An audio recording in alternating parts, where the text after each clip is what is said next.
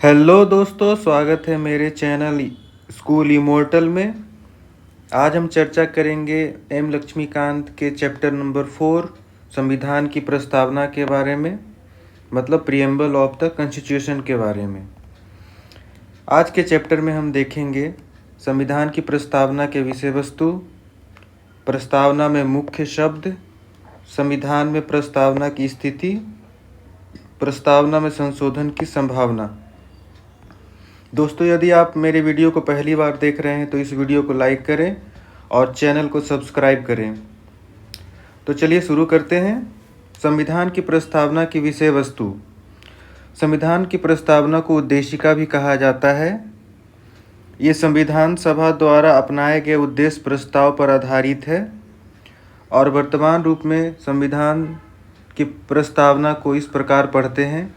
हम भारत के लोग भारत को एक संपूर्ण प्रभुत्व संपन्न समाजवादी पंथ निरपेक्ष लोकतंत्रात्मक गणराज्य बनाने के लिए तथा उसके समस्त नागरिकों को सामाजिक, आर्थिक और राजनीतिक न्याय, विचार, अभिव्यक्ति, विश्वास, धर्म और उपासना की स्वतंत्रता, प्रतिष्ठा और अवसर की समता प्राप्त कराने के लिए तथा उन सब में व्यक्ति की गरिमा और राष्ट्र की एकता और अखंडता सुनिश्चित करने वाली बंधुता बढ़ाने के लिए दृढ़ संकल्प होकर अपनी इस संविधान सभा में आज तारीख 26 नवंबर 1949 ईस्वी मिति मार्ग शीर्ष शुक्ल सप्तमी संवत 2006 विक्रमी को एतद द्वारा इस संविधान को अंगीकृत, अधिनियमित और आत्म अर्पित करते हैं।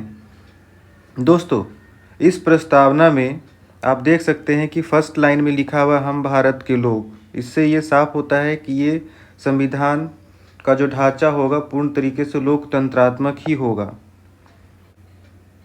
इसमें भारत के समस्त नागरिकों के लिए न्याय की बात की गई है। ये न्याय 3 तरीके का है: सामाजिक, आर्थिक, राजनीतिक। जो स्वतंत्रता भारत के नागरिकों को दी गई है वो है विचार की स्वतंत्रता, अभिव्यक्ति, विश्वास, धर्म और उपासना की स्वतंत्रता। जो समता की बात कही गई है वो प्रतिष्ठा और अवसर की समता होगी और उन सब से भी ज़्यादा व्यक्ति की गरिमा और राष्ट्र की एकता, अखंडता सुनिश्चित करने वाली बंधुता होगी। और संविधान को स्वीकार करने की तारीख इसी प्रीएम्बल में दी गई है, जो कि है 26 नवंबर 1949 और हिंदी महीने के लिए ये विक्रम संवत के 2006 मार्ग शीर्ष शुक्ल सप्तमी को अपनाया गया था। इंग्लिश में संविधान को इस प्रकार से पढ़ते हैं। यदि किसी को ज़रूरत हो तो इसे वीडियो को पॉज करके इसका स्क्रीनशॉट ले सकते हैं। अभी देखते हैं प्रस्तावना में मुख्य शब्द, जो उसमें संप्रभुता, समाजवादी, पंथ निरपेक्ष, लोकतांत्रिक, गणतंत्र, न्याय, स्वतंत्रता, समता, बंधुत्व की बात की गई है। उसका आखिर मतलब क्या है वो हम बारी बारी करके देखते हैं। सबसे पहले हम देखेंगे संप्रभुता के बारे में। संप्रभुता का मतलब होता है कि कोई भी देश किसी अन्य देश का न तो गुलाम है न ही किसी अन्य देश का हिस्सा होगा। तो इसी प्रकार भारत भी न तो किसी और देश पर निर्भर है और न ही ये किसी और देश का हिस्सा है। इसके ऊपर कोई और शक्ति नहीं है। इसका मतलब ये होगा कि अपने मामलों का निस्तारण करने के लिए पूरी तरह से स्वतंत्र होगा। ठीक है। अभी समाजवादी, इस शब्द को 1976 के 42वें संविधान संशोधन में जोड़ा गया। ये जो 42वां संविधान संशोधन है 1976 का, वो बहुत ही महत्वपूर्ण संशोधन है। इसे आप आगे आने वाले अध्यायों में बार बार देखेंगे। भारत में लोकतांत्रिक समाजवाद है, जिसका उद्देश्य गरीबी, उपेक्षा, बीमारी व अवसर की असमानता को समाप्त करना है। यह एक मिश्रित व्यवस्था है जिसमें सार्वजनिक एवं निजी क्षेत्र साथ साथ मौजूद रहते हैं। आप देख सकते हैं कि हमारे भारत में प्राइवेट कंपनियां भी हैं, गवर्नमेंट के सेक्टर्स भी हैं, दोनों एक साथ मिलके हमारे समाज की रचना करते हैं। तीसरा है पंथ निरपेक्ष। इस शब्द को भी 1976 के 42वें संविधान संशोधन में ही जोड़ा गया था। पंथ निरपेक्ष का मतलब है कि हमारे देश में सभी धर्म संप्रदाय समान हैं और उन्हें सरकार का समान समर्थन प्राप्त है। इसका एक और यह भी मतलब है कि भारत कोई धर्म शासित राज्य नहीं है। चौथा शब्द है लोकतांत्रिक। लोकतांत्रिक जैसा आप लोग जानते हैं कि भारत एक डेमोक्रेटिक कंट्री है जहाँ पे सर्वोच्च शक्ति जनता के हाथ में है।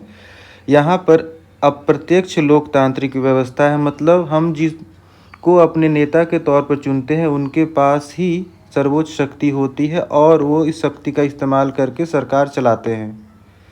पांचवा जो शब्द है का वर्णन किया गया है प्रस्तावना में वो है गणतंत्र।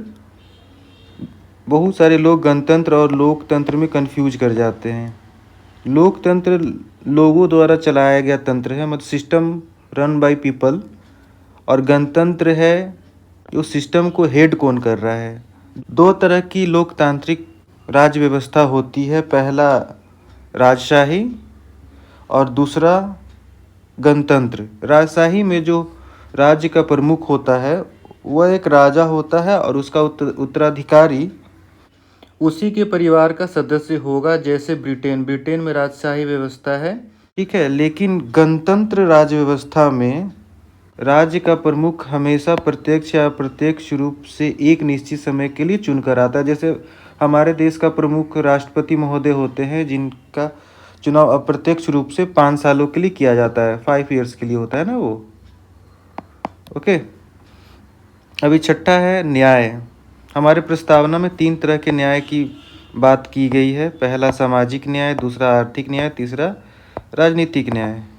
सामाजिक न्याय में हर व्यक्ति के साथ जाति, रंग, धर्म, लिंग, नस्ल के आधार पर बिना भेदभाव के समान व्यवहार करने की बात की गई है। वहीं आर्थिक न्याय में आर्थिक कारणों के आधार पर कोई भेदभाव नहीं की जाने की बात की गई है। साथ ही में ही राजनीतिक न्याय में हर व्यक्ति को समान राजनीतिक अधिकार प्राप्त होंगे, मतलब कोई भी व्यक्ति, भारत का कोई भी व्यक्ति, चाहे वो किसी भी तबके का हो, किसी भी धर्म का हो, किसी भी जाति, रंग, धर्म, लिंग, नस्ल किसी का भी हो, उसे वही समान राजनीतिक अधिकार प्राप्त होंगे जो किसी अन्य वर्ग को होंगे। और इसके साथ ये भी कि ये तीनों जो शब्द हैं, मतलब सामाजिक न्याय, आर्थिक न्याय और राजनीतिक न्याय, वो 1917 के रूसी क्रांति से लिए गए हैं। अभी बात करते हैं स्वतंत्रता की। प्रस्तावना में हर व्यक्ति के लिए मौलिक अधिकार के जरिए अभिव्यक्ति, विश्वास, धर्म और उपासना की स्वतंत्रता है, लेकिन यह स्वतंत्रता शर्त रहित नहीं है। ये बहुत ही इम्पोर्टेंट ही बात है। हमारे संविधान में जो भी स्वतंत्रता दी गई है वो स्वतंत्रता शर्त रहित नहीं है। इसका मतलब ये है कि आप अपने स्वतंत्रता का नाजायज़ फ़ायदा नहीं उठा सकते। ये स्वतंत्रता तब तक ही आपको दी जा सकती है जब तक कि आप राष्ट्र की संप्रभुता, एकता, अखंडता और बंधुत्व को प्रभावित नहीं करते हैं। अगला बात करते हैं समता की। प्रस्तावना हर व्यक्ति को स्थिति और अवसर की समता प्रदान करती है। इसका मतलब यह है कि समाज में किसी भी वर्ग के लिए विशेष अधिकार की अनुपस्थिति और बिना किसी भेदभाव के हर व्यक्ति को समान अवसर प्रदान करने का उपबंध होगा, ठीक है। वहीं अवसर की समता का मतलब यह है कि किसी भी व्यक्ति को बिना धर्म, जाति, लिंग, संप्रदाय, नस्ल को देखते हुए उसे अवसर की समता प्रदान की जाएगी। समता के 3 आयाम हैं, राजनीतिक, नागरिक और आर्थिक। संविधान में नागरिक समता का वर्णन अनुच्छेद 14 से लेकर 18 तक किया गया है। वहीं राजनीतिक समता के बारे में अनुच्छेद 325, 326 में बताया गया है और आर्थिक समता को अनुच्छेद 39 के जरिए प्रोत्साहित किया गया है। अनुच्छेद 39 में ही समान कार्य के लिए समान वेतन के अधिकार को सुरक्षित किया गया है। अगला जो शब्द है वो है बंधुत्व, फ्रेटर्निटी। इसका मतलब होता है भाईचारे की भावना। इसे भी 1976 के 42वें संविधान संशोधन में जोड़ा गया। संविधान में एकल नागरिकता की व्यवस्था है, मतलब हमारे देश में कोई भी व्यक्ति किसी भी राज्य से हो फिर भी उसकी नागरिकता भारत की नागरिकता होगी, ना कि उस राज्य विशेष की नागरिकता होगी। इससे हमारे देश में बंधुत्व की भावना को प्रोत्साहन मिलता है। इसके साथ ही हमारे संविधान में मौलिक कर्तव्य के माध्यम से भी भाईचारे यानी बंधुत्व को प्रोत्साहित किया जाता है। इसके साथ मैं भी बता देता हूँ कि ये तीनों जो शब्द हैं, स्वतंत्रता, समता और बंधुत्व, ये तीनों ही फ्रांस की क्रांति से प्रेरित है। अभी एक बहुत इम्पॉर्टेंट क्वेश्चन है कि हमारे संविधान में प्रस्तावना की स्थिति है क्या? क्या यह एक संविधान का हिस्सा है या एक संविधान का हिस्सा नहीं है? तो इसके संदर्भ में भारत में दो ऐतिहासिक मामले देखे जा सकते हैं।